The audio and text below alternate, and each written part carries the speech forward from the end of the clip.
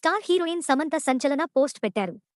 సింధు జలాలను పాక్కు వెళ్లకుండా భారత్ నిలిపివేసిన సమయంలోనే సమంత షేర్ చేసిన ఓ పోస్ట్ సోషల్ మీడియాలో వైరల్గా మారింది.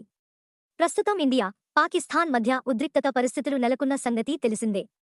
కాశ్మీర్లోని పహల్గాంలో ఉగ్రవాదుల దాడి ఘటనలో 27 మంది అమాయక పర్యాటకుల రక్తం నేలపై చిందింది. ప్రకృతి ఒడిలో సేద తీరాలని వచ్చిన 28 మంది ఊహించని రీతిలో మృత్యు ఒడికి చేరారు. వారి ఆనందపు కేరింతలు కాస్త ఆర్తనాదాలుగా మారి ఆ లోయంతా విషాద ఛాయలు అలముకున్నాయి. ఈ దుర్ఘటన కేవలం ఒక ప్రాంతాన్ని మాత్రమే కాదు, యావత్ దేశాన్ని దిగ్భ్రాంతికి గురిచేసింది. అందమైన లోయ రక్తంతో తడిసి ముద్దవడం, శాంతిని కోరుకున్న వారి ప్రాణాలు ఉగ్రవాదుల చేతుల్లో అంతమవ్వడం అందర్నీ కలిచివేసింది. ఈ దాడిపై మోదీ ప్రభుత్వం ఘాటుగా రియాక్ట్ అయింది. దీనికి సంబంధించిన వారిని ఎవర్నీ కూడా వదిలిపెట్టబోమని, ఎక్కడ దాక్కున్న ప్రతీకారం తీర్చుకుంటామని ప్రధాని మోదీ హెచ్చరించారు. హల్గాంలో జరిగిన ఉగ్రదాడిపై భారత ప్రభుత్వం సీరియస్గా తీసుకుంది.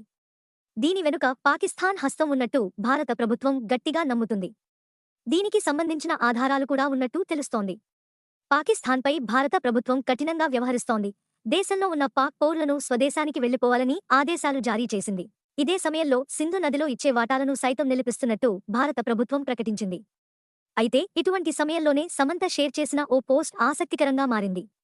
ఆ పోస్ట్లో సముద్రాలు నీళ్లు తాగలేవు, చెట్లు తమ పండించిన పండ్లు తినలేవు, సూర్యుడు తన కాంతిని చూడలేడు, పువ్వులు తమ పరిమళాన్ని ఆస్వాదించలేవు, ప్రకృతి కోసం జీవించండి, మనమందరం కూడా ఒకరికి ఒకరు సాయం చేసుకోవడానికే భూమి మీద పుట్టాము, నీ కోసం జీవిస్తే ఆనందంగా ఉంటావు, అందరికోసం జీవిస్తే ఇంకా ఆనందంగా ఉంటావు అనే అర్థం వచ్చేలా సమంత పోస్ట్ చేసింది. పైగా ఈ కొటేషన్ పోప్ ఫ్రాన్సిస్ చెప్పినట్టుగా సమంత తన పోస్ట్లో తెలిపింది.